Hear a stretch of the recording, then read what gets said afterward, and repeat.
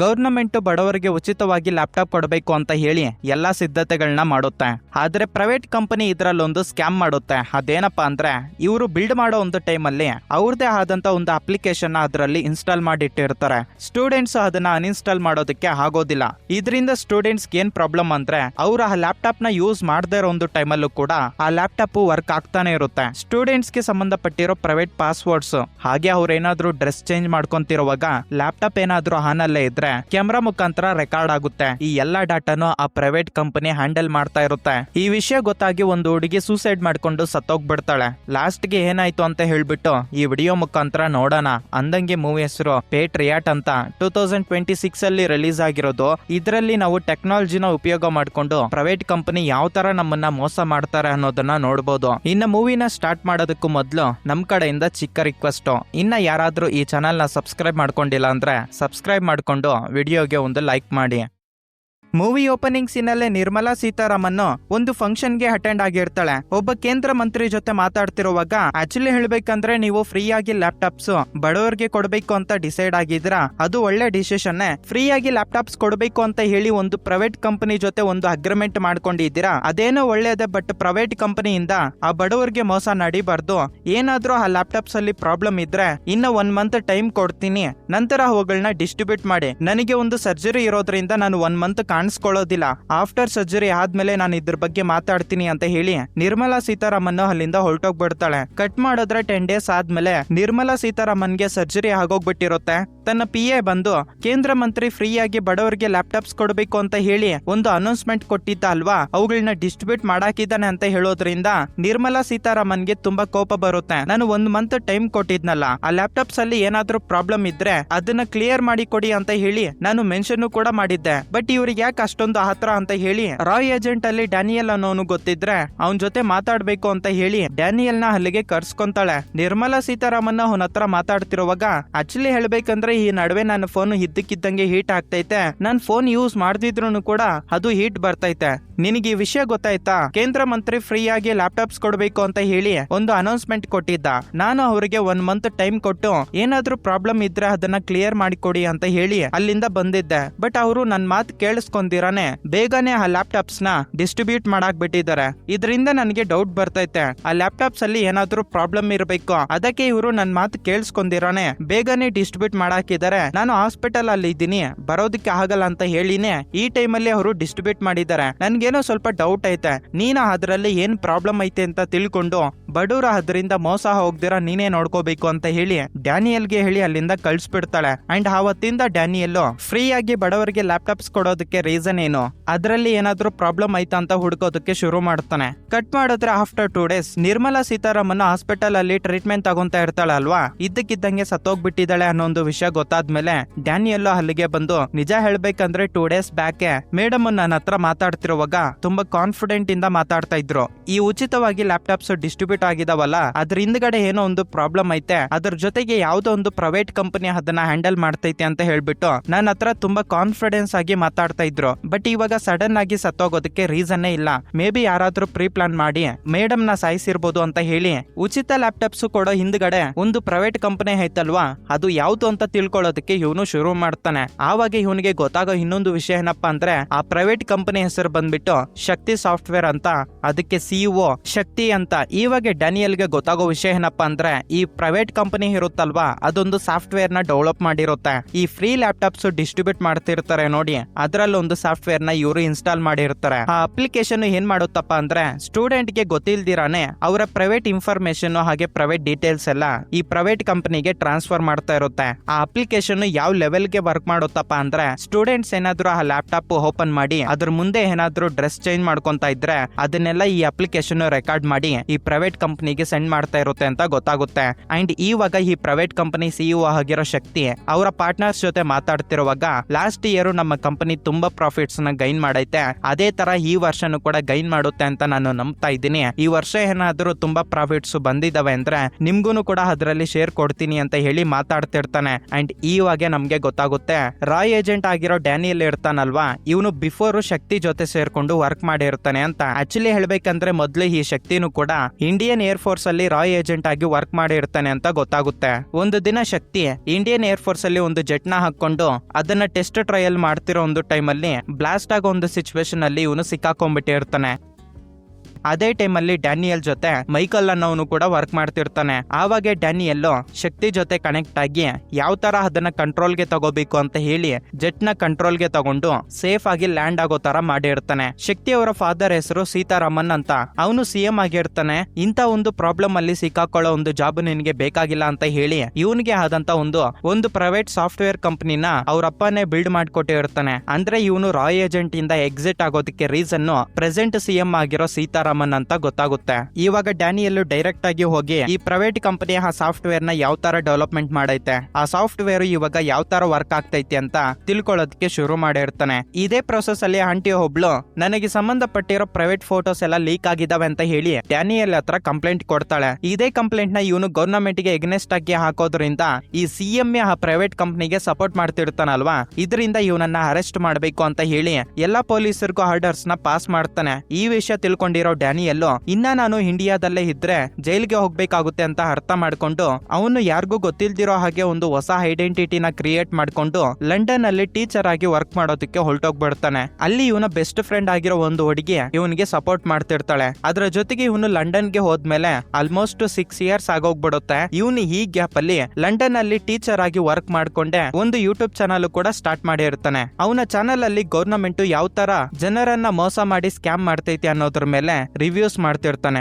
ಅಂದ್ರೆ ಗವರ್ನಮೆಂಟ್ ಯಾವ್ದಾದ್ರು ಒಂದು ಪ್ರೈವೇಟ್ ಕಂಪನಿ ಜೊತೆ ಸೇರ್ಕೊಂಡು ಒಂದು ಹೊಸ ಮೊಬೈಲ್ ನ ಲಾಂಚ್ ಮಾಡಿದ್ರೆ ಆ ಮೊಬೈಲ್ ಅಲ್ಲಿ ಏನೆಲ್ಲ ಸ್ಕ್ಯಾಮಿಂಗ್ ಮೆಟೀರಿಯಲ್ಸ್ ಇದಾವೆ ಅಂತ ಹೇಳಿ ಇವನು ಡೈರೆಕ್ಟ್ ಆಗಿ ಕ್ಯಾಮೆರಾ ಮುಂದೆ ಕೂತ್ಕೊಂಡು ರಿವ್ಯೂ ಮಾಡ್ತಿರ್ತಾನೆ. ಅದರ ಜೊತೆಗೆ ಇಂಡಿಯಾದಲ್ಲಿ ಉಚಿತವಾಗಿ ಲ್ಯಾಪ್ಟಾಪ್ಸ್ ನ ಡಿಸ್ಟ್ರಿಬ್ಯೂಟ್ ಮಾಡಿರ್ತಾರೆ ಅಲ್ವಾ, ಅದ್ರ ಬಗ್ಗೆನೂ ಕೂಡ ಇವನು ವಿಡಿಯೋ ಅಪ್ಲೋಡ್ ಮಾಡಿರ್ತಾನೆ. ಬಟ್ ಯಾರೂ ಕೂಡ ಇವನ ಮಾತುಗಳು ಅಷ್ಟೊಂದು ಸೀರಿಯಸ್ ಆಗಿ ತಗೊಂಡಿರೋದಿಲ್ಲ. ಹಾಗೆ ಇವನು ಆ ಲ್ಯಾಪ್ಟಾಪ್ಸ್ ಇಂದ ಸ್ಕ್ಯಾಮ್ ಆಗಿರೋ ಹುಡುಗಿರ್ ಬಗ್ಗೆ ಎಕ್ಸ್ಪೋಸ್ ಮಾಡ್ತಿರ್ತಾನೆ. ಆ ಹುಡುಗಿರು ಯಾವ ತರ ಸತ್ತೋದ್ರು, ಆ ಹುಡುಗಿಯರಿಗೆ ಏನೆಲ್ಲ ಪ್ರಾಬ್ಲಮ್ಸ್ ಕ್ರಿಯೇಟ್ ಆದ್ವು ಅನ್ನೋದನ್ನ ಇವನು ಯೂಟ್ಯೂಬ್ ಮುಖಾಂತರ ಎಕ್ಸ್ಪೋಸ್ ಮಾಡ್ತಿರ್ತಾನೆ. ಹೀಗೆ ಒಂದು ದಿನ ಇವನು ರಾಯ್ ಏಜೆಂಟ್ ಆಗಿ ವರ್ಕ್ ಮಾಡ್ತಿರುವಾಗ ಮೈಕಲ್ ಅನ್ನೋ ಒಂದ್ ಜೊತೆ ವರ್ಕ್ ಮಾಡಿರ್ತಾನ ಅಲ್ವಾ, ಅವನು ಇವನಿಗೆ ಅವನ ವೈಫ್ ಗೆ ಸಂಬಂಧಪಟ್ಟಿರೋ ಒಂದು ಸ್ಟೋರಿ ಬಗ್ಗೆ ಇವನ ಹತ್ರ ಹಂಚ್ಕೊಳ್ಳೋದಕ್ಕೆ ಶುರು ಮಾಡ್ತಾನೆ. ಆಕ್ಚುಲಿ ಹೇಳ್ಬೇಕಂದ್ರೆ ಇವರಿಬ್ರು ಒಂದೇ ಪ್ರೈವೇಟ್ ಕಂಪನಿಗೆ ವರ್ಕ್ ಮಾಡ್ತಿರ್ತಾರೆ. ಅದನ್ನು ಕೂಡ ಈ ಶಕ್ತಿ ಸಾಫ್ಟ್ವೇರ್ ಇರುತ್ತಲ್ವಾ, ಅದೇ ಕಂಪನಿಯಲ್ಲಿ ವರ್ಕ್ ಮಾಡ್ತಿರ್ತಾರೆ. ಇವರಿಬ್ರು ಹ್ಯಾಪಿಯಾಗಿ ಲೈಫ್ ನ ಲೀಡ್ ಮಾಡ್ತಿರೋ ಒಂದು ಟೈಮ್ ಅಲ್ಲಿ ಜ್ಯೋತಿಗೆ ಒಂದು ಡೌಟ್ ಬರುತ್ತೆ. ಈ ಪ್ರೈವೇಟ್ ಕಂಪನಿ ಏನೋ ಒಂದು ಸ್ಕ್ಯಾಮ್ ಮಾಡ್ತಾ ಐತೆ, ಫ್ರೀ ಆಗಿ ಲ್ಯಾಪ್ಟಾಪ್ಸ್ ನ ಡಿಸ್ಟ್ರಿಬ್ಯೂಟ್ ಮಾಡಿ ಅವರಿಗೆ ಸಂಬಂಧಪಟ್ಟಿರೋ ಪ್ರೈವೇಟ್ ಇನ್ಫಾರ್ಮೇಶನ್ ಎಲ್ಲ ಇವರು ಗ್ಯಾದರ್ ಮಾಡ್ತಿದ್ದಾರೆ ಅಂತ ಅರ್ಥ ಮಾಡ್ಕೊಂಡು ಇದರಲ್ಲಿ ನಿಜ ಐತಾ ಇಲ್ವಾ ಅಂತ ತಿಳ್ಕೊಳ್ಳೋದಕ್ಕಂತ ಇವರ ಕಂಪನಿ ಸರ್ವರ್ ಒಳಗಡೆಗೆ ಇವನ ಗಂಡನ ಐಡೆಂಟಿಟಿನ ಯೂಸ್ ಮಾಡ್ಕೊಂಡು ಒಳಗಡೆಗೆ ಹೋಗ್ತಾಳೆ. ನಂತರ ಈ ಕಂಪನಿ ಸ್ಟೂಡೆಂಟ್ಸ್ ಗೆ ಗೊತ್ತಿಲ್ದಿರೋ ಹಾಗೆ ಆ ಲ್ಯಾಪ್ಟಾಪ್ಸ್ ನ ಯೂಸ್ ಮಾಡ್ಕೊಂಡು ಅವರ ವಿಡಿಯೋಸ್, ಫೋಟೋಸ್, ಐಡೆಂಟಿಟಿನ ಎಲ್ಲ ಇವರು ಕಲ್ತನ ಮಾಡ್ತಿರ್ತಾರಲ್ವಾ, ಈ ಎಲ್ಲ ಇನ್ಫಾರ್ಮೇಶನ್ ನ ಕಲೆಕ್ಟ್ ಮಾಡ್ಕೊಂತಾಳೆ. ಆವಾಗ ಜ್ಯೋತಿಗೆ ಗೊತ್ತಾಗುತ್ತೆ ಇದರಿಂದ ಒಂದು ಹುಡುಗಿ ಸೂಸೈಡ್ ಮಾಡ್ಕೊಂಡು ಸತ್ತೋಗ್ಬಿಟ್ಟಿದ್ದಾಳೆ ಅಂತ. ಇದರಿಂದ ಅವರ ಮನೆಗೆ ಹೋಗಿ ಇನ್ಫಾರ್ಮೇಶನ್ ನ ಕಲೆಕ್ಟ್ ಮಾಡ್ಕೊಂತಿರುವಾಗ ಇವಳಿಗೆ ಗೊತ್ತಾಗುತ್ತೆ ಆ ಸತ್ತೋಗಿರೋ ಹುಡುಗಿನೂ ಕೂಡ ಉಚಿತವಾಗಿ ಬಂದಿರೋ ಒಂದು ಲ್ಯಾಪ್ಟಾಪ್ ನ ತಗೊಂಡಿದ್ದಾಳೆ. ಅವಳು ಡ್ರೆಸ್ ನ ಚೇಂಜ್ ಮಾಡ್ಕೊಂತಿರೋ ಒಂದು ಟೈಮ್ ಅಲ್ಲಿ ಈ ಲ್ಯಾಪ್ಟಾಪ್ ಕ್ಯಾಮೆರಾ ಮುಖಾಂತರ ಅವಳ ವಿಡಿಯೋನೆಲ್ಲ ರೆಕಾರ್ಡ್ ಮಾಡ್ಕೊಂಡು ಈ ಪ್ರೈವೇಟ್ ಕಂಪನಿಗೆ ಸೆಂಡ್ ಮಾಡೈತಿ ಅಂತ ತಿಳ್ಕೊಂಡಿದ್ದಾದ್ಮೇಲೆ ಅವಳು ಸೂಸೈಡ್ ಮಾಡ್ಕೊಂತಿರ್ತಾಳೆ. ಜ್ಯೋತಿ ಆ ಫ್ಯಾಮಿಲಿನ ಹೋಗಿ ಸಮಾಧಾನ ಮಾಡಿ ನಾನ್ ನಿಮ್ಗೆ ಹೆಲ್ಪ್ ಮಾಡ್ತೀನಿ ಅಂತ ಹೇಳ್ಬಿಟ್ಟು ನಂತರ ಅವಳ ಗಂಡ ಆಗಿರೋ ಮೈಕಲ್ ಹತ್ತರಕ್ಕೆ ಬಂದು ನೀನು ವರ್ಕ್ ಮಾಡ್ತಿರೋ ಒಂದು ಕಂಪನಿಯಲ್ಲಿ ನೀನೇ ಹೆಡ್ ಆಗಿ ಇದೆಯಲ್ವಾ, ಆಕ್ಚುಲಿ ಹೇಳ್ಬೇಕಂದ್ರೆ ಈ ಕಂಪನಿ ಅವರು ಫ್ರೀ ಆಗಿ ಡಿಸ್ಟ್ರಿಬ್ಯೂಟ್ ಮಾಡಿರೋ ಒಂದು ಲ್ಯಾಪ್ಟಾಪ್ಸ್ ಅಲ್ಲಿ ಒಂದು ಅಪ್ಲಿಕೇಶನ್ ನ ಇನ್ಸ್ಟಾಲ್ ಮಾಡಿದ್ದಾರೆ. ಅದನ್ನ ಸ್ಟೂಡೆಂಟ್ಸ್ ಅನ್ಇನ್ಸ್ಟಾಲ್ ಮಾಡೋದಕ್ಕೆ ಆಗ್ತಿಲ್ಲ. ಇಲ್ಲಿ ಪಾಯಿಂಟ್ ಏನಪ್ಪಾ ಅಂದ್ರೆ ಆ ಅಪ್ಲಿಕೇಶನ್ ಅವರಿಗೆ ಸಂಬಂಧಪಟ್ಟಿರೋ ಪ್ರೈವೇಟ್ ಇನ್ಫಾರ್ಮೇಶನ್ ಎಲ್ಲ ಈ ಕಂಪನಿ ಅವರಿಗೆ ಸೆಂಡ್ ಮಾಡ್ತೈತೆ ಅಂತ ಹೇಳಿದಾಗ ಆವಾಗ ಮೈಕಲ್ ಅಂತಾನೆ ಇದೆಲ್ಲ ನನಗೆ ಗೊತ್ತಿತ್ತು, ಬಟ್ ಇದನ್ನ ನಾನು ಎಕ್ಸ್ಪೋಸ್ ಮಾಡೋದಕ್ಕೆ ಆಗೋದಿಲ್ಲ. ಯಾಕಂದ್ರೆ ನಾನು ಅದೇ ಕಂಪನಿಯಲ್ಲಿ ತುಂಬಾ ದಿನಗಳಿಂದ ವರ್ಕ್ ಮಾಡ್ತಿದ್ದೀನಿ. ಆ CEO ಆಗಿರೋ ಶಕ್ತಿನೂ ಕೂಡ ನನ್ನ ಬೆಸ್ಟ್ ಫ್ರೆಂಡ್ ಅಂತ ಹೇಳೋದ್ರಿಂದ ಜ್ಯೋತಿಗೆ ತುಂಬಾ ಕೋಪ ಬಂದ್ಬಿಡುತ್ತೆ. ನನಗೆ ನೀನು ಬೇಕಾಗಿಲ್ಲ, ನಿನ್ನ ರಿಲೇಶನ್ಶಿಪ್ ಬೇಕಾಗಿಲ್ಲ, ಬಡವರಿಗೆ ಸಹಾಯ ಮಾಡಬೇಕು ಅಂತ ಹೇಳಿ ಜ್ಯೋತಿ ಇವನ್ ಕಡೆಯಿಂದ ಬಂದ್ಬಿಡ್ತಿರುವಾಗ ನೀನಾದ್ರೂ ಸೇಫ್ ಸೇಫ್ ಆಗಿರೋ ಅಂತ ಹೇಳ್ತಾನೆ. ಆದ್ರೆ ಕಟ್ ಮಾಡಿದ್ರೆ ನೆಕ್ಸ್ಟ್ 2 ಡೇಸ್ಗೆ ಜ್ಯೋತಿ ಸತ್ತೋಗ್ಬಿಟ್ಟಿದ್ದಾಳೆ ಅನ್ನೋ ಒಂದು ಇನ್ಫಾರ್ಮೇಶನ್ ಇವನಿಗೆ ಗೊತ್ತಾಗುತ್ತೆ. ಆವಾಗ ಮೈಕಲ್ಗೆ ಅರ್ಥ ಆಗುತ್ತೆ ಈ ಕಂಪನಿ ಸಿಇಒ ಆಗಿರೋ ಶಕ್ತಿನೇ ನನ್ನ ಹೆಂಡತಿ ಆಗಿರೋ ಜ್ಯೋತಿನ ಸಾಯಿಸಾಕ್ಬಿಟ್ಟಿದ್ದಾನೆ ಅಂತ. ಇದರಿಂದ ಇವನು ಇವಾಗ ಈ ಎಲ್ಲಾ ಇನ್ಫಾರ್ಮೇಶನ್ ಡ್ಯಾನಿಯಲ್ಗೆ ಸೆಂಡ್ ಮಾಡಿ ಇವನು ಕೂಡ ಅವನ ಜೊತೆ ಸೇರ್ಕೊಂಡು ಆ ಕಂಪನಿ ಮಾಡ್ತಿರೋ ಒಂದು ಸ್ಕ್ಯಾಮ್ ನ ಎಕ್ಸ್ಪೋಸ್ ಮಾಡ್ಬೇಕು ಅಂತ ಅನ್ಕೊಂತಾನೆ. ಆಕ್ಚುಲಿ ಹೇಳ್ಬೇಕಂದ್ರೆ ಇವರಿಬ್ರು ರಾಯ್ ಏಜೆಂಟ್ಸ್ ಆಗಿ ಮೊದಲೇ ವರ್ಕ್ ಮಾಡಿರೋದ್ರಿಂದ ಇವರಿಬ್ರು ಸೇರ್ಕೊಂಡು ಇನ್ನಷ್ಟು ಫಾಸ್ಟ್ ಆಗಿ ಈ ಕೇಸ್ ನ ಮೂವ್ ಮಾಡೋದಕ್ಕೆ ನೋಡ್ತಾರೆ. ಮತ್ತೊಂದು ಕಡೆ ಶಕ್ತಿ ಸಾಫ್ಟ್ವೇರ್ ಕಂಪನಿ ಸಿಇಒ ಆಗಿರೋ ಶಕ್ತಿಗೆ ಡ್ಯಾನಿಯಲ್ ಹಾಗೆ ಮೈಕಲ್ ಇವರಿಬ್ರು ಹೊಂದಾಗ್ಬಿಟ್ಟಿದ್ದಾರೆ. ನನ್ನ ಕಂಪನಿಗೆ ಸಂಬಂಧಪಟ್ಟಿರೋ ಒಂದು ಪ್ರೈವೇಟ್ ಇನ್ಫಾರ್ಮೇಶನ್ ಎಲ್ಲೈತಿ ಅಂತ ಹುಡ್ಕೋದಕ್ಕೆ ಟ್ರೈ ಮಾಡ್ತಿದ್ದಾರೆ ಅಂತ ಗೊತ್ತಾಗೋದ್ರಿಂದ ಶಕ್ತಿನೇ ಡೈರೆಕ್ಟ್ ಆಗಿ ಕೆಲಸ ಮಾಡೋದಕ್ಕೆ ಇಳಿತಾನೆ. ಅವನ ಕಂಪನಿಗೆ ಸಂಬಂಧಪಟ್ಟಿರೋ ಪ್ರತಿಯೊಂದು ಡಾಟಾನು ಕೂಡ ಇವನೇ ಪ್ರೈವೇಟ್ ಆಗಿ ಮೈಂಟೈನ್ ಮಾಡ್ತಿರ್ತಾನೆ. ನಾರ್ಮಲ್ ಆಗಿ ನೋಡ್ಕೊಂಡ್ರೆ ಡ್ಯಾನಿಯಲ್ ಯೂಟ್ಯೂಬ್ ಚಾನಲ್ ನ ನಡೆಸ್ತಿರ್ತಾನಲ್ವಾ, ಅದರಲ್ಲಿ ಇವನಿಗೆ ಗೊತ್ತಿರೋ ಸ್ಕ್ಯಾಮ್ಸ್ ಎಲ್ಲ ಎಕ್ಸ್ಪೋಸ್ ಮಾಡ್ತಿರ್ತಾನೆ. ಇದರಿಂದ ಶಕ್ತಿ ಸಾಫ್ಟ್ವೇರ್ ಕಂಪನಿ ಒಂದು ಫಂಕ್ಷನ್ ನ ರೆಡಿ ಮಾಡಿದ್ರೆ ಆ ಫಂಕ್ಷನ್ ಗೆ ಬರ್ಬೇಕು ಅಂತ ಹೇಳಿ ಇವನಿಗೆ ಒಂದು ಇನ್ವಿಟೇಷನ್ ನ ಸೆಂಡ್ ಮಾಡಿರ್ತಾರೆ. ನಿಜ ಹೇಳ್ಬೇಕಂದ್ರೆ ಇವನು ಈ ಕಂಪನಿ ಬಗ್ಗೆ ಏನಾದ್ರೂ ಹೇಳೋದಕ್ಕೆ ಒಂದು ಚೆನ್ನಾಗಿರೋ ಒಂದು ಪ್ಲಾಟ್ಫಾರ್ಮ್ ಸಿಕ್ಕಿದ್ರೆ ಸಾಕು ಅಂತ ಹೇಳಿ ವೈಟ್ ಮಾಡ್ತಿರ್ತಾನೆ. ಸರಿಯಾಗಿ ಅದೇ ಟೈಮ್ಗೆ ಇವನಿಗೆ ಇನ್ವಿಟೇಷನ್ ಬರೋದ್ರಿಂದ ಇವನು ಆ ಫಂಕ್ಷನ್ ಗೆ ಅಟೆಂಡ್ ಮಾಡ್ತಾನೆ. ಅಲ್ಲಿ ಲೈವ್ ಪ್ರೋಗ್ರಾಮ್ ಅಲ್ಲಿ ಮಾತಾಡ್ತಿರುವಾಗ ಈ ಶಕ್ತಿ ಸಾಫ್ಟ್ವೇರ್ ಕಂಪನಿ ಬಗ್ಗೆ ಇವನು ಸ್ಟಾರ್ಟಿಂಗ್ ಅಲ್ಲಿ ತುಂಬಾ ಒಳ್ಳೆ ಮಾತುಗಳನ್ನ ಮಾತಾಡ್ತಿರ್ತಾನೆ. ಈ ಕಂಪನಿ ಒಳ್ಳೇದು, ಎಲ್ಲರಿಗೂ ಸಹಾಯ ಮಾಡ್ತೈತೆ ಅಂತ. ಬಟ್ ಯಾವಾಗ ಆ ಲೈವ್ ಪ್ರೋಗ್ರಾಮ್ ನ ತುಂಬಾ ಜನರು ನೋಡೋದಕ್ಕೆ ಶುರು ಮಾಡ್ತಾರೋ ಆವಾಗ ಆ ಕಂಪನಿ ರಿಯಾಲಿಟಿನ ಎಕ್ಸ್ಪೋಸ್ ಮಾಡೋದಕ್ಕೆ ಡೈರೆಕ್ಟ್ ಆಗಿ ಆ ಕಂಪನಿ ಅರೇಂಜ್ ಮಾಡಿರೋ ಒಂದು ಲೈವ್ ಪ್ರೋಗ್ರಾಮ್ ಅಲ್ಲೇ ಎಕ್ಸ್ಪೋಸ್ ಮಾಡ್ತಾನೆ. ಆವಾಗ ಆ ಲೈವ್ ಪ್ರೋಗ್ರಾಮ್ ನ ಅಲ್ಲೇ ಕಟ್ ಮಾಡಾಕಿ ಶಕ್ತಿಗೆ ಸಂಬಂಧಪಟ್ಟಿರೋ ವ್ಯಕ್ತಿಗಳು ನೀನು ಲೈವ್ ಅಲ್ಲಿ ಈ ತರಹ ಕಂಪನಿ ಬಗ್ಗೆ ಬ್ಯಾಡ್ ಆಗಿ ಮಾತಾಡಬಾರ್ದು ಅಂತ ಹೇಳಿ ನೀನು ಫಸ್ಟ್ ಇಲ್ಲಿಂದ ಹೊರಟೋಗ್ಬಿಡೋ, ಅವನನ್ನ ಅಲ್ಲಿಂದ ಕಳ್ಸ್ಬಿಡ್ತಾರೆ. ಬಟ್ ಶಕ್ತಿಗೆ ಗೊತ್ತಿರುತ್ತೆ ಡ್ಯಾನಿಯಲ್ ಎಲ್ಲಿ ಬದುಕಿದ್ರು ಕೂಡ ನನ್ನ ಕಂಪನಿ ಬಗ್ಗೆ ಬ್ಯಾಡ್ ಆಗಿ ಮಾತಾಡ್ತಾನೆ, ನನ್ನ ಕಂಪನಿನ ಮುಚ್ಕೊಳ್ಳೋ ಒಂದು ಸ್ಟೇಜ್ ಗೆ ತಂದ್ಬಿಡ್ತಾನೆ ಅಂತ ಹೇಳ್ಬಿಟ್ಟು ಅವನಿಗೆ ಗೊತ್ತಿರೋ ರೌಡಿಗಳನ್ನ ಡ್ಯಾನಿಯಲ್ಗೆ ವಾರ್ನಿಂಗ್ ಕೊಟ್ಟು ಸಾಯಿಸ್ಬಿಡಿ ಅಂತ ಹೇಳಿ ಕಳಿಸ್ತಾನೆ. ಆ ರೌಡಿಗಳು ಡ್ಯಾನಿಯಲ್ ನ ಕಿಡ್ನಾಪ್ ಮಾಡ್ಕೊಂಡು ಒಂದು ಪ್ಲೇಸ್ ಗೆ ಕರ್ಕೊಂಡು ಹೋಗಿ ನೀನು ಶಕ್ತಿ ಸಾಫ್ಟ್ವೇರ್ ಕಂಪನಿ ಬಗ್ಗೆ ಬ್ಯಾಡ್ ಆಗಿ ಮಾತಾಡಬಾರ್ದು, ಈ ತರ ತಿಕ್ಕಳಾಗಿ ಮಾತಾಡ್ತಾ ಇದ್ರೆ ನಿನ್ನನ್ನ ಸಾಯಿಸ್ಬಿಡ್ಬೇಕಾಗುತ್ತೆ ಅಂತ ವಾರ್ನಿಂಗ್ ಕೊಡ್ತಿರುವಾಗ್ಲೇ ಡ್ಯಾನಿಯಲ್ ಆ ರೌಡಿಗಳನ್ನ ಹೊಡೆದಾಕ್ಬಿಟ್ಟು ಮೇಲೆಯಿಂದ ಧುಮ್ಕಿ ಅವನ ಅಲ್ಲಿಂದ ತಪ್ಸ್ಕೊಂಡ್ಬಿಡ್ತಾನೆ. ಡ್ಯಾನಿಯಲ್ ತನ್ನ ಫ್ರೆಂಡ್ ಜೊತೆ ಸೇರಿ ಈ ಈವೆಂಟ್ ಗೆ ಬಂದಿರ್ತಾಳೆ. ಇವನನ್ನ ಕಿಡ್ನಾಪ್ ಮಾಡಿರೋದ್ರಿಂದ ಇವಳಿಗೆ ಡ್ಯಾನಿಯಲ್ ಎಲ್ಲಿದ್ದಾಳೆ, ಇದರಿಂದ ಇವಳು ಪೊಲೀಸ್ ಸ್ಟೇಷನ್ ಗೆ ಹೋಗಿ ಡ್ಯಾನಿಯಲ್ ನ ಯಾರೋ ಕಿಡ್ನಾಪ್ ಮಾಡ್ಬಿಟ್ಟಿದ್ದಾರೆ, ಪ್ಲೀಸ್ ಅವನು ಎಲ್ಲಿದ್ದಾನೆ ಅಂತ ಕಂಡುಹಿಡಿಯೋದಕ್ಕೆ ಟ್ರೈ ಮಾಡಿ ಅಂತ ಹೇಳ್ಬಿಟ್ಟು ಇವಳು ನ್ಯೂಸ್ ರಿಪೋರ್ಟರ್ಸ್ ನೆಲ್ಲ ಕರ್ಸ್ಬಿಟ್ಟು ಅಲ್ಲಿ ಹಂಗಾಮ ಮಾಡ್ತಿರ್ತಾಳೆ. ಅಂಡ್ ಸರಿಯಾಗಿ ಅದೇ ಟೈಮ್ಗೆ ಡ್ಯಾನಿಯಲ್ ವೈಫ್ ಆಗಿರೋ ನಯನತಾರ ಅಲ್ಲಿಗೆ ಬಂದು ನೀನೇನು ಥಿಂಕ್ ಮಾಡೋದಕ್ಕೆ ಹೋಗ್ಬೇಡ, ಡ್ಯಾನಿಯಲ್ ಇವಾಗ ಎಲ್ಲಿದ್ದಾನೆ ಅಂತ ನನಗೆ ಗೊತ್ತು, ಡ್ಯಾನಿಯಲ್ಗೆ ಏನೂ ಆಗೋದಿಲ್ಲ ಅಂತ ಹೇಳಿ ಸಮಾಧಾನ ಮಾಡಿ ಅವಳನ್ನ ಅಲ್ಲಿಂದ ಕರ್ಕೊಂಡು ಹೋಗ್ತಾಳೆ. ಇವಾಗ ನಮ್ಗೆ ರಹೀಮ್ ಅನ್ನೋ ಇನ್ನೊಂದು ಕ್ಯಾರೆಕ್ಟರ್ ನ ಪರಿಚಯ ಮಾಡಿಸ್ತಾರೆ. ಆಕ್ಚುಲಿ ಹೇಳ್ಬೇಕಂದ್ರೆ ಇವನು ಕೂಡ ಏರ್ ಫೋರ್ಸ್ ಅಲ್ಲಿ ಸ್ಪೈ ಆಗಿ ವರ್ಕ್ ಮಾಡಿರ್ತಾನೆ. ಆ ಟೈಮ್ ಅಲ್ಲಿ ಇವನಿಗೆ ಒಂದು ಆಕ್ಸಿಡೆಂಟ್ ಆಗಿ ಕಾಲು ಮುರಿದೋಗೋದ್ರಿಂದ ಇವನು ಇವಾಗ ಆ ಫೀಲ್ಡ್ ಇಂದ ಆಚೆಗಡೆ ಬಂದು ಕರ್ನಾಟಕದಲ್ಲಿ ತನ್ನ ಫ್ಯಾಮಿಲಿ ಜೊತೆ ಸೇರ್ಕೊಂಡು ಒಂದು ಸ್ಕೂಲ್ ಅಲ್ಲಿ ಟೀಚರ್ ಆಗಿ ವರ್ಕ್ ಮಾಡ್ತಿರ್ತಾನೆ. ಬಟ್ ಆದ್ರೂ ಕೂಡ ಇವನು ಇವಾಗ ನಮ್ಮ ಡ್ಯಾನಿಯಲ್ಗೋಸ್ಕರ ಯಾರಿಗೂ ಗೊತ್ತಾಗ್ದಿರೋ ಹಾಗೆ ಅಂಡರ್ ಕವರ್ ಏಜೆಂಟ್ ಆಗಿ ವರ್ಕ್ ಮಾಡ್ತಿರ್ತಾನೆ ಅಂತ ನಮ್ಗೆ ಗೊತ್ತಾಗುತ್ತೆ. ರಹೀಮು ಒಂದು ದಿನ ರೋಡ್ ಅಲ್ಲಿ ನಡ್ಕೊಂಡು ಹೋಗ್ತಿರುವಾಗ ಅಲ್ಲಿರೋ ಒಂದು ಲೈಟ್ ಬ್ಲಿಂಕ್ ಆಗ್ತಾ ಇರುತ್ತೆ. ಅದನ್ನ ನೋಡ್ದಾಗ್ಲೇ ಇವನ್ಗೆ ಗೊತ್ತಾಗುತ್ತೆ ಇದು ನಾರ್ಮಲ್ ಆಗಿ ಬ್ಲಿಂಕ್ ಆಗ್ತಾ ಇಲ್ಲ, ಇದೊಂದು ಕೋಡೆಡ್ ಮೆಸೇಜ್ ಅಂತ ಅರ್ಥ ಮಾಡ್ಕೊಂಡು ಆ ಬ್ಲಿಂಕ್ ಆಗ್ತಾ ಇರೋದನ್ನ ಇವನು ನೋಟ್ ಮಾಡ್ಕೊಂತಾನೆ. ಆವಾಗ ಇವನು ಆ ಕೋಡೆಡ್ ಮೆಸೇಜ್ ನ ಯಾವ ತರ ತಿಳ್ಕೊಂಡ ಅನ್ನೋದನ್ನ ನೆನಪು ಮಾಡ್ಕೊಂತಾನೆ. ನಿಜ ಹೇಳ್ಬೇಕಂದ್ರೆ ಡ್ಯಾನಿಯಲ್ ಹಾಗೆ ರಹೀಮ್ ಇವರಿಬ್ರು ಸೇರ್ಕೊಂಡು ಆ ಕೋಡೆಡ್ ಮೆಸೇಜ್ ನ ಯಾವ ತರ ಸೆಂಡ್ ಮಾಡ್ಬೇಕು, ಅದನ್ನ ಯಾವ ತರ ಡಿಕೋಡ್ ಮಾಡ್ಬೇಕು ಅಂತ ಹೇಳಿ ಇವರಿಬ್ರು ಕಲ್ತ್ಕೊಂಡಿರ್ತಾರೆ. ಇವಾಗ ಸೀನು ಡ್ಯಾನಿಯಲ್ ಹತ್ರ ಓಪನ್ ಆಗುತ್ತೆ. ಇವನನ್ನ ಕಿಡ್ನಾಪ್ ಮಾಡಿ ರೌಡಿಗಳು ಎತ್ಕೊಂಡು ಹೋಗ್ತಿರುವಾಗ ಆ ಫ್ಲೈಟ್ ಇಂದ ಅವರನ್ನ ಹೊಡೆದು ಪ್ಯಾರಾಶೂಟ್ ಮುಖಾಂತರ ಇವನು ಕೆಳಗಡೆಗೆ ಧುಮುಕ್ ಬಿಟ್ಟಿ ಇರ್ತಾನಲ್ವಾ, ಕರ್ನಾಟಕ ಬಾರ್ಡರ್ ಅಲ್ಲಿ ಇವನು ಬಿದ್ದೋಗ್ಬಿಟ್ಟಿ ಇರ್ತಾನೆ. ಅಲ್ಲಿ ಮೀನು ಹಿಡಿಯೋದಕ್ಕೆ ಬಂದಿರೋರು ಸಮುದ್ರದಲ್ಲಿ ಇವನು ಬಿದ್ದೋಗಿರೋದನ್ನ ನೋಡಿ ನಂತರ ಇವನನ್ನ ಹಾಸ್ಪಿಟಲ್ ಅಲ್ಲಿ ಅಡ್ಮಿಟ್ ಮಾಡಿಸಿದ್ದಾದ್ಮೇಲೆ ಇವನಿಗೆ ಎಚ್ಚರಿಕೆ ಆಗೋತಷ್ಟಿಗೆ ಇವನು ಎಕ್ಸಾಕ್ಟ್ ಆಗಿ ಯಾವ ಪ್ಲೇಸ್ ಅಲ್ಲಿ ಇದ್ದಾನೆ ಅಂತ ಹೇಳ್ಬಿಟ್ಟು ರಹೀಮ್ಗೆ ಕೋಡೆಡ್ ಮೆಸೇಜ್ ಮುಖಾಂತರ ಸೆಂಡ್ ಮಾಡೋದ್ರಿಂದ ಆ ಕೋಡೆಡ್ ಮೆಸೇಜ್ ನ ಡಿಕೋಡ್ ಮಾಡಿ ಡ್ಯಾನಿಯಲ್ ಎಲ್ಲಿದ್ದಾನೆ ಅಂತ ತಿಳ್ಕೊಂಡು ರಹೀಮ್ ಇಲ್ಲಿಗೆ ಬಂದಿರ್ತಾನೆ. ತುಂಬಾ ದಿನಗಳಾದ್ಮೇಲೆ ಇವರಿಬ್ರು ಮೀಟ್ ಆಗೋದ್ರಿಂದ ಇವರಿಬ್ರು ಹಗ್ ಮಾಡ್ಕೊಂತಾರೆ. ಡ್ಯಾನಿಯಲ್ ರಹೀಮ್ ಹತ್ರ ನಡೆದಿರೋ ಎಲ್ಲಾ ವಿಷಯನೂ ಹಂಚ್ಕೊಂತಾನೆ. ಈ ತರ ಫ್ರೀ ಲ್ಯಾಪ್ಟಾಪ್ಸ್ ನ ಕೊಟ್ಟು ಜನರಿಗೆ ಒಂದು ಪ್ರೈವೇಟ್ ಕಂಪನಿ ಮೋಸ ಮಾಡ್ತೈತೆ ಅಂತ.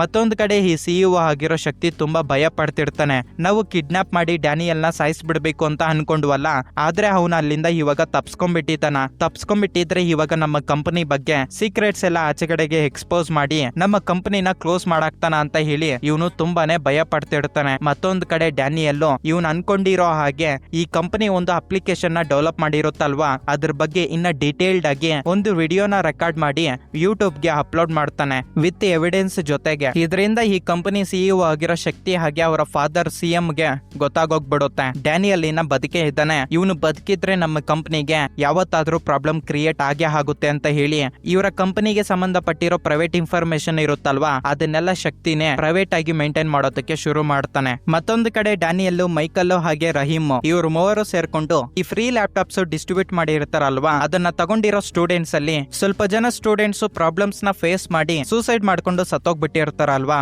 ಅವರೆಲ್ಲರ ಹತ್ರಕ್ಕೂ ಹೋಗಿ ಇನ್ಫಾರ್ಮೇಶನ್ ನ ಕಲೆಕ್ಟ್ ಮಾಡ್ತಿರ್ತಾರೆ. ಆವಾಗ ಇವ್ರಿಗೆ ಒಂದು ಹುಡುಗಿನೂ ಕೂಡ ಇದೇ ತರ ಪ್ರಾಬ್ಲಮ್ ನ ಫೇಸ್ ಮಾಡಿ ಸೂಸೈಡ್ ಮಾಡ್ಕೊಳ್ಳೋದಕ್ಕೆ ಟ್ರೈ ಮಾಡಿದಾಳೆ. ಬಟ್ ಅವಳು ಇವಾಗ ಇನ್ನ ಕೊನೆ ಪ್ರಾಣದಲ್ಲಿ ಹಾಸ್ಪಿಟಲ್ ಅಲ್ಲಿ ಅಡ್ಮಿಟ್ ಆಗಿದ್ದಾಳೆ ಅಂತ ಗೊತ್ತಾದ್ಮೇಲೆ ರಹೀಮ್ ಅವಳ ಹತ್ರ ಮಾತಾಡಿ ಅವಳು ಇದರಿಂದ ಏನೆಲ್ಲ ಪ್ರಾಬ್ಲಮ್ಸ್ ಫೇಸ್ ಮಾಡಿದಾಳೆ ಅಂತ ಲೈವ್ ಅಲ್ಲಿ ಪ್ರೂಫ್ ನ ಕಲೆಕ್ಟ್ ಮಾಡ್ಕೋಬೇಕು ಅಂತ ಹೇಳಿ ವಿಡಿಯೋನ ರೆಕಾರ್ಡ್ ಮಾಡ್ಕೊಂಡು ಕೋರ್ಟ್ ಗೆ ಸಬ್ಮಿಟ್ ಮಾಡಿದ್ರೆ ಇವರ ಕಂಪನಿ ಕ್ಲೋಸ್ ಆಗೋಗ್ಬಿಡುತ್ತೆ ಅಂತ ಹೇಳಿ ಹಾಸ್ಪಿಟಲ್ ಹತ್ರಕ್ಕೆ ಹೋಗ್ತಾನೆ. ಮತ್ತೊಂದು ಕಡೆ ಈ ಶಕ್ತಿ ಸಾಫ್ಟ್ವೇರ್ ಕಂಪನಿ ಓನರ್ ಆಗಿರೋ ಶಕ್ತಿನೂ ಕೂಡ 10ನೇ ತರಗತಿ ಓದ್ತಾ ಇರೋ ಒಂದು ಹುಡುಗಿ ಇವಾಗ ಹಾಸ್ಪಿಟಲ್ ಅಲ್ಲಿ ಅಡ್ಮಿಟ್ ಆಗಿದ್ದಾಳೆ. ಆ ಹುಡುಗಿ ಏನಾದ್ರೂ ವಿಡಿಯೋ ಪ್ರೂಫ್, ಆ ಹುಡುಗಿಗೆ ಸಂಬಂಧಪಟ್ಟಿರೋ ಒಂದು ವಿಡಿಯೋ ಪ್ರೂಫ್ ಕೋರ್ಟ್ ಗೆ ಸಬ್ಮಿಟ್ ಮಾಡಿದ್ರೆ ನನ್ ಕಂಪನಿ ಕ್ಲೋಸ್ ಆಗೋಗ್ಬಿಡುತ್ತೆ ಅಂತ ಹೇಳಿ ಅವನ ಮನುಷ್ಯರನ್ನ ಆ ಹುಡುಗಿನ ಸಾಯಿಸ್ಬಿಡಿ ಅಂತ ಹೇಳಿ ಹಾಸ್ಪಿಟಲ್ ಗೆ ಕಳಿಸ್ತಾನೆ. ಆದ್ರೆ ಅಲ್ಲೇ ಇರೋ ಏಜೆಂಟ್ ರಹಮಾನ್ ಆ ಹುಡುಗಿನ ಕಾಪಾಡೋದಕ್ಕೆ ತುಂಬಾನೇ ಟ್ರೈ ಮಾಡ್ತಾನೆ. ರೌಡಿಗಳು ಒಂದೇ ಬಾರಿ ಅವನ ಮೇಲೆ ಅಟ್ಯಾಕ್ ಮಾಡೋದ್ರಿಂದ ಇವನ್ ಕೈಯಲ್ಲಿ ಏನು ಮಾಡೋದಕ್ಕೆ ಆಗೋದಿಲ್ಲ. ಬಟ್ ಅವನು ಸಾಯೋದಕ್ಕೂ ಮೊದ್ಲೇ ಆ ಹುಡುಗಿನ ಹಾಸ್ಪಿಟಲ್ ಅಲ್ಲಿ ಯಾರಿಗೂ ಗೊತ್ತಾಗ್ದಿರೋ ಹಾಗೆ ಒಂದತ್ರ ಬಚ್ಚಿಕ್ ಬಿಟ್ಟು ಹಾಗೆ ಅವಳು ಎಲ್ಲಿದ್ದಾಳೆ ಅನ್ನೋದನ್ನ ಒಂದು ಕೋಡೆಡ್ ಮೆಸೇಜ್ ಮುಖಾಂತರ ಡ್ಯಾನಿಯಲ್ ಗೆ ಸೆಂಡ್ ಮಾಡಿ ರೌಡಿಗಳಿಗೆ ಸಿಕ್ಕಾಕೊಂಡ್ಬಿಟ್ಟು ಸತ್ತೋಗ್ಬಿಟ್ಟಿರ್ತಾನೆ. ಅವರ ಜೊತೆಯಲ್ಲೇ ವರ್ಕ್ ಮಾಡಿರೋ ಏಜೆಂಟ್ ಸತ್ತೋಗಿರೋದಕ್ಕೆ ತುಂಬಾ ಫೀಲ್ ಆಗ್ತಾರೆ. ಡ್ಯಾನಿಯಲ್ ಅವನ ಮನ್ಸಲ್ಲಿ ನನಗೋಸ್ಕರ ಇಷ್ಟೊಂದು ಕಷ್ಟಪಟ್ಟಿರೋ ರೆಹಮಾನು ಸತ್ತೋಗ್ಬಿಟ್ಟಿದ್ದಾನೆ ಅಂತ ಹೇಳಿ ಅವನು ತುಂಬಾನೇ ಬಾಧೆ ಪಡ್ತಾನೆ. ನಂತರ ಇವನು ಆ ಹುಡುಗಿನ ಎಲ್ಲಿ ಬಚ್ಚಿಕ್ಕಿದ್ದಾನೆ ಅಂತ ಒಂದು ಕೋಡೆಡ್ ಮೆಸೇಜ್ ಮುಖಾಂತರ ಹೇಳಿ ಸತ್ತೋಗ್ಬಿಟ್ಟಿರ್ತಾನಲ್ವಾ, ಅದನ್ನ ಡಿಕೋಡ್ ಮಾಡಿ ಆ ಹುಡುಗಿ ಎಲ್ಲಿದ್ದಾಳೆ ಅಂತ ತಿಳ್ಕೊಂಡು ಆ ಹುಡುಗಿನ ಕಾಪಾಡಿದ್ದಾದ್ಮೇಲೆ ಆ ಹುಡುಗಿ ಆ ಉಚಿತ ಲ್ಯಾಪ್ಟಾಪ್ ಇಂದ ಯಾವ ತರ ಪ್ರಾಬ್ಲಮ್ ಅಲ್ಲಿ ಸಿಕ್ಕಾಕೊಂಡಿದ್ದಾಳೆ, ಅವಳನ್ನ ಯಾವ ತರ ಟ್ರಾಪ್ ಮಾಡ್ತಿದ್ರು ಅಂತ ಹೇಳ್ಬಿಟ್ಟು ಲೈವ್ ಅಲ್ಲಿ ಆ ಹುಡುಗಿಗೆ ಏನೆಲ್ಲ ನಡೆದೈತಿ ಅಂತ ಇವನು ವಿಡಿಯೋನ ಬಿಡೋದ್ರಿಂದ ಅದೊಂದು ನ್ಯಾಷನಲ್ ನ್ಯೂಸ್ ಆಗೋಗ್ಬಿಡುತ್ತೆ. ಇದರಿಂದ ಪ್ರತಿಯೊಬ್ಬರು ಕೂಡ ಆ ಉಚಿತ ಲ್ಯಾಪ್ಟಾಪ್ಸ್ ಅಲ್ಲಿ ಈ ಪ್ರೈವೇಟ್ ಕಂಪನಿ ಯಾವ ತರ ಅವ್ರನ್ನ ಮಾನಿಟರ್ ಮಾಡ್ತೈತಿ ಅಂತ ತಿಳ್ಕೊಂಡು ಜನರೆಲ್ಲ ಜಗಳ ಮಾಡೋದಕ್ಕೆ ಶುರು ಮಾಡ್ತಾರೆ. ಮತ್ತೊಂದು ಕಡೆ ಈ ಮೈಕಲ್ಲು ಕೂಡ ತನ್ನ ಹೆಂಡತಿ ಆಗಿರೋ ಜ್ಯೋತಿ ಈ ಪ್ರೈವೇಟ್ ಕಂಪನಿ ಮಾಡ್ತಾ ಇರೋ ಒಂದು ಸ್ಕ್ಯಾಮ್ ನ ಎಕ್ಸ್ಪೋಸ್ ಮಾಡೋದಕ್ಕೆ ಟ್ರೈ ಮಾಡಿದಾಗ ಆ ಕಂಪನಿ ಸಿಇಒ ಆಗಿರೋ ಶಕ್ತಿ ತನ್ನ ಹೆಂಡತಿನ ದಾರುಣವಾಗಿ ಹತ್ಯೆ ಮಾಡಿದ್ದಾನೆ ಅಂತ ಹೇಳ್ಬಿಟ್ಟು ಅವನು ಕೂಡ ಒಂದು ವಿಡಿಯೋನ ರಿಲೀಸ್ ಮಾಡ್ತಾನೆ. ಮತ್ತೊಂದು ಕಡೆ ಶಕ್ತಿಗೆ ಇವನ ಕಂಪನಿ ಬಗ್ಗೆ ಇಷ್ಟೊಂದು ನೆಗೆಟಿವಿಟಿ ಆಚೆಗಡೆ ಸ್ಪ್ರೆಡ್ ಆಗ್ತಾ ಇರೋದನ್ನ ನೋಡಿ ಇವನಿಗೆ ಭಯ ಸ್ಟಾರ್ಟ್ ಆಗೋಗ್ಬಿಡುತ್ತೆ. ಅವನ ಕಂಪನಿ ಹತ್ರ ಬರೋತಷ್ಟಿಗೆ ಈ ಫ್ರೀ ಲ್ಯಾಪ್ಟಾಪ್ಸ್ ನ ಯಾವ್ಯಾವ ಸ್ಟೂಡೆಂಟ್ ಗಳು ಇಸ್ಕೊಂಡಿರ್ತಾರೋ ಅವರ ಜೊತೆಗೆ ಸ್ವಲ್ಪ ಜನ ವ್ಯಕ್ತಿಗಳು ಕೂಡ ಇವನ ಕಂಪನಿ ಮುಂದೆ ಜಗಳ ಮಾಡ್ತಿರ್ತಾರೆ. ನೀವೆಲ್ಲ ಸ್ಕ್ಯಾಮು ಮಾಡ್ತಾ ಇದ್ರಾ, ನಿಮ್ಮಿಂದಾನೇ ಇದೆಲ್ಲ ಆಗಿರೋದು, ನಿಮ್ಮಿಂದ ತುಂಬಾ ಸ್ಟೂಡೆಂಟ್ಸ್ ಸತ್ತೋಗ್ಬಿಟ್ಟಿದ್ದಾರೆ ಅಂತ ಇವನು ಅವ್ರನ್ನೆಲ್ಲ ಅವಾಯ್ಡ್ ಮಾಡಿ ಕಂಪನಿ ಒಳಗಡೆಗೆ ಹೋದ್ಮೇಲೆ ಇವನ ತಂದೆ ಆಗಿರೋ ಸಿಎಂ ಸೀತಾರಾಮನ್ಗೆ ಕಾಲ್ ಮಾಡ್ತಾನೆ. ನಿಜ ಹೇಳ್ಬೇಕಂದ್ರೆ ನೀವು ಫ್ರೀ ಲ್ಯಾಪ್ಟಾಪ್ಸ್ ಕೊಡ್ತಾ ಇದ್ರಾ ಅಂತ ಹೇಳಿ ಅದರಲ್ಲಿ ಒಂದು ಆಪ್ ನ ಇನ್ಸ್ಟಾಲ್ ಮಾಡಿ ಅಂತ ಹೇಳಿದ್ದನು ಕೂಡ ನೀವೇ ಎಲ್ಲ ಹಿಂದ್ಗಡೆ ಇದ್ದು ಮಾಡಿ ಇವಾಗ ಇಷ್ಟೊಂದು ನಡೀತಾ ಇದ್ರೆ ಕಾಮ್ ಆಗಿರೋದು ತಪ್ಪು. ಆಕ್ಚುಲಿ ಹೇಳ್ಬೇಕಂದ್ರೆ ನಿಮ್ ಬಗ್ಗೆ ನನಗೆ ಮೊದ್ಲೇ ಗೊತ್ತಿತ್ತು. ನಾನು ಏರ್ ಫೋರ್ಸ್ ಅಲ್ಲಿ ವರ್ಕ್ ಮಾಡ್ತಿರೋ ಒಂದು ಟೈಮ್ ಅಲ್ಲಿ ನನ್ನ ಜೆಟ್ ಬ್ಲಾಸ್ಟ್ ಆಗೋ ತರ ಮಾಡ್ಬೇಕು ಅಂತ ಹೇಳಿ ಪ್ಲಾನ್ ಹಾಕಿದ್ದು ಕೂಡ ನೀವೇ ಅಂತ ನನಗೆ ಗೊತ್ತು. ಬಟ್ ಆ ಟೈಮ್ ಅಲ್ಲಿ ರಾ ಏಜೆಂಟ್ ಆಗಿರೋ ಡ್ಯಾನಿಯಲ್ಲು ನನಗೆ ಇನ್ಸ್ಟ್ರಕ್ಷನ್ಸ್ ಕೊಟ್ಟು ಸೇಫ್ ಆಗಿ ಲ್ಯಾಂಡ್ ಆಗೋ ತರ ಮಾಡ್ದ. ನೀವು ನಿಮ್ಗೋಸ್ಕರ ನನ್ನನ್ನ ಸಾಯಿಸೋದಕ್ಕೂ ಕೂಡ ಟ್ರೈ ಮಾಡಿದ್ರ ಅಂತ ನನಗೆ ಗೊತ್ತು. ಇವಾಗ ಇದಕ್ಕೆಲ್ಲ ರೀಸನ್ ನೀವೇ ಆಗಿರೋದ್ರಿಂದ ನೀವೇ ಸತ್ತೋಗ್ಬಿಡಿ, ನಾನ್ ಯಾಕೆ ಸಾಯ್ಬೇಕು ಅಂತ ಹೇಳಿ ಅವನು ಫೋನ್ ಕಾಲ್ ನ ಕಟ್ ಮಾಡ್ತಾನೆ. ನಂತರ ಸಿಎಂ ಸೀತಾರಾಮನ್ಗೆ ಏನ್ ಮಾಡ್ಬೇಕು ಅಂತ ಅರ್ಥ ಆಗದೆ ಅವನ ಗನ್ ಎತ್ಕೊಂಡು ಅವನೇ ಶೂಟ್ ಮಾಡ್ಕೊಂಡು ಸತ್ತೋಗ್ಬಿಡ್ತಾನೆ. ಇನ್ನೊಂದು ಕಡೆ ಡ್ಯಾನಿಯಲ್ ಮೈಕಲ್ ಜೊತೆ ಸೇರ್ಕೊಂಡು ಇವನ ಕಂಪನಿ ಒಳಗಡೆಗೆ ಬರ್ತಾನೆ. ಇವನ ಕಂಪನಿಯಲ್ಲಿ ಪ್ರೈವೇಟ್ ಇನ್ಫಾರ್ಮೇಶನ್ ಇರುತ್ತಲ್ವಾ ಅದನ್ನ ಕಲೆಕ್ಟ್ ಮಾಡ್ಕೋಬೇಕು ಅಂತ ಹೇಳಿ ಮೈಕಲ್ ಸರ್ವರ್ ರೂಮ್ ಗೆ ಹೋಗಿ ಅವನಿಗೆ ಬೇಕಾಗಿರೋ ಪ್ರೈವೇಟ್ ಡಾಟಾನೆಲ್ಲ ಕಲೆಕ್ಟ್ ಮಾಡ್ಕೊಂಡು ಡ್ಯಾನಿಯಲ್ ಹೆಂಡತಿ ಆಗಿರೋ ನಯನತಾರಗೆ ಸೆಂಡ್ ಮಾಡ್ತಾನೆ. ಮತ್ತೊಂದು ಕಡೆ ಡ್ಯಾನಿಯಲ್ ಕೂಡ ಅವನಿಗೆ ಬೇಕಾಗಿರೋ ಒಂದು ಇಂಪಾರ್ಟೆಂಟ್ ಹಾರ್ಡ್ ಡ್ರೈವ್ ನ ಅವನು ಕೂಡ ಎತ್ಕೊಂತಾನೆ. ಸರಿಯಾಗಿ ಅದೇ ಟೈಮ್ಗೆ ಶಕ್ತಿ ಸರ್ವರ್ ರೂಮ್ ಗೆ ಹೋಗಿ ಮೈಕಲ್ ಹತ್ರ ಮಾತಾಡ್ತಿರೋವಾಗ ನಿಜ ಹೇಳ್ಬೇಕಂದ್ರೆ ನಮ್ಮಪ್ಪ ಹೇಳಿರೋ ಹಾಗೆ ನಾನು ಎಲ್ಲಾನು ಮಾಡಿದೀನಿ, ನನಗೂ ಇದಕ್ಕೂ ಏನು ಸಂಬಂಧ ಇಲ್ಲ ಅಂತ ಹೇಳಿ ಮೈಕಲ್ ಜೊತೆ ಮಾತಾಡ್ತಿರೋವಾಗ ನೀನ್ ಹೇಳಿದ್ದು ಕರೆಕ್ಟೇ, ನಿಮ್ಮಪ್ಪ ಯಾವ ರೀತಿ ಹೇಳಿದಾನೋ ಅದೇ ತರ ನೀನು ಮಾಡಿದ್ಯಾ ಅಂತ ಹೇಳ್ತಿದ್ಯಾ, ಬಟ್ ನೀನು ಕೂಡ ಇದ್ರಲ್ಲಿ ಇನ್ವಾಲ್ವ್ ಆಗಿದ್ಯಾ, ನನ್ನ ಹೆಂಡತಿ ಸತ್ತೋಗೋದಕ್ಕೆ ರೀಸನ್ ನೀನೇ ಅಂತ ಹೇಳಿ ಅವನ್ ಜೊತೆ ಫೈಟಿಂಗ್ ಮಾಡೋದಕ್ಕೆ ಶುರು ಮಾಡಿದಾಗ ಇದರಿಂದ ಶಕ್ತಿಗೆ ಕೋಪ ಬಂದು ಅವನ್ ಮೇಲೆ ಅಟ್ಯಾಕ್ ಮಾಡಿ ಅಲ್ಲಿಗೆ ಬಂದಿರೋ ಡ್ಯಾನಿಯಲ್ ಮೇಲೆನೂ ಕೂಡ ಅಟ್ಯಾಕ್ ಮಾಡಿ ಅಲ್ಲಿಂದ ತಪ್ಸ್ಕೊಳ್ಳೋದಕ್ಕೆ ಟ್ರೈ ಮಾಡ್ತಾನೆ. ಬಟ್ ಆ ಟೈಮಲ್ಲಿ ಡ್ಯಾನಿಯಲ್ ಒಂದು ಸ್ಪ್ರೇನ ಎತ್ಕೊಂಡು ಇವನ ಮುಖಕ್ಕೆ ಹೊಡಿತಾನೆ. ಶಕ್ತಿ ಆ ಸ್ಪ್ರೇನ ಅಷ್ಟೊಂದು ಹಿಡಿಸ್ಕೊಂಡಿರ ನಾರ್ಮಲ್ ಆಗಿ ಅವನ ಕಾರ್ ಎತ್ಕೊಂಡು ತಪ್ಸ್ಕೋಬೇಕು ಅಂತ ಅನ್ಕೊಂತಾನೆ. ಬಟ್ ಈವಾಗ ನಮ್ಗೆ ನಿಜ ಗೊತ್ತಾಗುತ್ತೆ. ಆಕ್ಚುಲಿ ಮೂವಿ ಸ್ಟಾರ್ಟಿಂಗ್ ಅಲ್ಲಿ ನಿರ್ಮಲಾ ಸೀತಾರಾಮನ್ ಹಾಸ್ಪಿಟಲ್ ಅಲ್ಲಿ ಇದ್ದಾಗ ಸತ್ತೋಗ್ಬಿಟ್ಟಿರ್ತಾಳೆ ಅಲ್ವಾ, ಅವಳು ಸಾಯೋದಕ್ಕೆ ರೀಸನ್ ಇವನೇ, ಅದನ್ನು ಕೂಡ ಈ ಸ್ಪ್ರೇ ಅಂತ. ಆಕ್ಚುಲಿ ಇದು ನಾರ್ಮಲ್ ಸ್ಪ್ರೇ ಅಲ್ಲ. ಒಬ್ಬ ವ್ಯಕ್ತಿಗೆ ಈ ಸ್ಪ್ರೇನ ಹೊಡೆದ್ರೆ ಸ್ವಲ್ಪ ತಲ್ಲೇ ಅವನು ನ್ಯಾಚುರಲ್ ಡೆತ್ ಆಗ್ತಾನೆ. ಇದೇ ರೀತಿ ಮೈಕಲ್ ಹೆಂಡತಿ ಆಗಿರೋ ಜ್ಯೋತಿನೂ ಕೂಡ ಸಾಯಿಸ್ಬಿಟ್ಟಿರ್ತಾನೆ ಅಂತ ಗೊತ್ತಾಗುತ್ತೆ. ಈ ಸ್ಪ್ರೇ ಅವನ ಮುಖದ ಮೇಲೆ ಬಿದ್ದಿರೋದ್ರಿಂದ ಇವನು ಕಾರ್ ಓಡಿಸ್ಕೊಂಡು ಹೋಗ್ತಿರೋ ಒಂದು ಟೈಮಲ್ಲಿ ಇವನಿಗೆ ಸ್ವಲ್ಪನೇ ಕಣ್ಣುಗಳು ಮುಚ್ಕೊಂತಾ ಇರೋದ್ರಿಂದ ಆಕ್ಸಿಡೆಂಟ್ ಆಗಿ ಒಂದತ್ರ ಸತ್ತೋಗ್ಬಿಡ್ತಾನೆ. ಇನ್ನೊಂದು ಕಡೆ ಡ್ಯಾನಿಯಲ್ಲು ಎಲ್ಲರ ಹತ್ರ ಮಾತಾಡ್ತಿರುವಾಗ ಇವರೆಲ್ಲರೂ ಸಾಯೋದಕ್ಕೆ ದೇವರೇ ಕಾರಣ ಅಂತ ಎಲ್ಲರೂ ಅನ್ಕೊಳ್ಳಿ. ಇದ್ರಲ್ಲಿ ನನ್ನ ಬೆಸ್ಟ್ ಫ್ರೆಂಡ್ ಆಗಿರೋ ರೆಹಮಾನು ಸತ್ತೋಗ್ಬಿಟ್ಟಿದ್ದಾನೆ, ಅವನು ಇದ್ರಲ್ಲಿ ಸಾಯಬಾರ್ದಾಗಿತ್ತು. ಗವರ್ನಮೆಂಟ್ ಉಚಿತ ಲ್ಯಾಪ್ಟಾಪ್ಸ್ ಕೊಟ್ಟೈತಲ್ವಾ, ಅದನ್ನ ಯಾರು ಕೂಡ ಯೂಸ್ ಮಾಡೋದಕ್ಕೆ ಹೋಗ್ಬೇಡಿ ಅಂತ ಹೇಳೋದ್ರಿಂದ ಜನರು ಆ ಲ್ಯಾಪ್ಟಾಪ್ಸ್ ನ ಮುರ್ದಾಗ್ತಾ ಇರೋ ಹಾಗೆ ತೋರಿಸ್ತಾರೆ. ಸರಿಯಾಗಿ ಅದೇ ಟೈಮ್ಗೆ ನಯನತಾರ ಡ್ಯಾನಿಯಲ್ ಹತ್ರಕ್ಕೆ ಬಂದು, ನೀವು ಈ ಕೆಲಸ ಮಾಡಿರೋದ್ರಿಂದ ಜನರೆಲ್ಲರೂ ಒಂದಾಗಿದ್ದಾರೆ, ನಿಮ್ಮ ಮಿಷನ್ ಸಕ್ಸಸ್ಫುಲಿ ಕಂಪ್ಲೀಟ್ ಆಗೈತೆ ಅಂತ ಹೇಳೋದ್ರ ಮುಖಾಂತರ ಈ ಮೂವಿನ ಇಲ್ಲಿಗೆ ಎಂಡ್ ಮಾಡ್ತಾರೆ. ಈ ಮೂವಿ ನಿಮ್ಗೆ ಇಷ್ಟ ಆಯ್ತು ಅಂತ ಅನ್ಕೊಂತಾ ಇದ್ದೀನಿ. ಇಷ್ಟ ಆಗಿದ್ರೆ ವಿಡಿಯೋಗೆ ಒಂದು ಲೈಕ್ ಮಾಡಿ, ಹಾಗೆ ಕಮೆಂಟ್ ಸೆಕ್ಷನ್ ಅಲ್ಲಿ ಉಚಿತ ಲ್ಯಾಪ್ಟಾಪ್ಸ್ ಬಗ್ಗೆ ನಿಮ್ಮ ಒಪಿನಿಯನ್ ನ ಶೇರ್ ಮಾಡಿ. Thanks for watching this video. Next ಇನ್ನೊಂದು ಇಂಟ್ರೆಸ್ಟಿಂಗ್ ಆಗಿರೋ ವಿಡಿಯೋ ಮುಖಾಂತರ ನಾನ್ ನಿಮ್ಮನ್ನ ಮೀಟ್ ಆಗ್ತೀನಿ. ಸೈನಿಂಗ್ ಆಫ್, ನಿಮ್ಮ ಅನಿರುದ್ಧ್.